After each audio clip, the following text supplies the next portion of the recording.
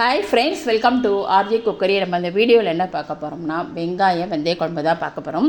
இந்த குழம்பு நம்ம சூடான சாதத்தில் நல்லெண்ணெயோ நெய்யோ விட்டுண்டு சாப்பிட்டோம்னா அவ்வளோ டேஸ்ட்டு நல்லா இருக்கும். ஃபஸ்ட்டு நம்ம கடாயில் 4லேருந்து 5 ஸ்பூன் நல்லெண்ணெய் விட்டுருக்கேன். கடுகு வெந்தயம் நல்லா அது தாளிக்கணும். தாளிச்சுட்டு இதுக்கு நான் சின்ன வெங்காயம், நமக்கு தேவையான அளவு சின்ன வெங்காயம், 4-5 பல் போட்டு கொஞ்சம் கருவேப்பிலை போட்டு அது கொஞ்சம் அடுப்பு சின்னதாக வச்சுட்டு நல்லா அதை வதங்கிட்டு இருக்கட்டும். அதுக்கப்புறமா இதுக்கு தேவையான மஞ்சள் பொடி, பெருங்காயப்பொடி போட்டிருக்கேன்.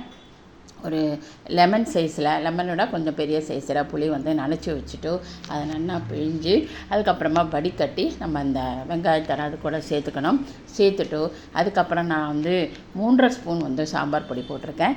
தேவையான உப்பும் போட்டிருக்கேன். இது அடுப்பை நம்ம கொதி வந்தாவிட்டப்போ நம்ம அடுப்பை கொஞ்சம் மீடியம் ஃப்ளேமில் வச்சுட்டு அது நல்லா திக்காக ஆகட்டும். புளியோட பச்சை வாசனையும் சாம்பார் பொடியோடதெல்லாம் நமக்கு போகணும்.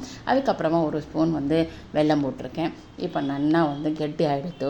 அடுப்பை ஆஃப் பண்ணிவிட்டு கொத்தமல்லியும் போட்டு இறக்கியாச்சுன்னா நமக்கு ரொம்ப டேஸ்டியான வெங்காயம் வெந்தய குழம்பு தயாராகிடும். இந்த வீடியோ உங்களுக்கு எல்லாருக்கும் பிடிச்சிருக்குன்னு நினைக்கிறேன்.